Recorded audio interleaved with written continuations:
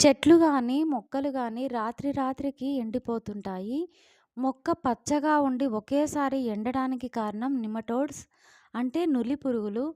ఇవి మైక్రోస్కోప్ ద్వారా కనిపిస్తాయి. ఇవి మనకి కంటికి కనపడవు. అతి చిన్నగా ఉంటాయి. ఈ నిమటోడ్స్ అనేటివి మొక్కల వేర్లల్లోకి వెళ్ళి బుడిపెలు బుడిపెలుగా ఏర్పడతాయి.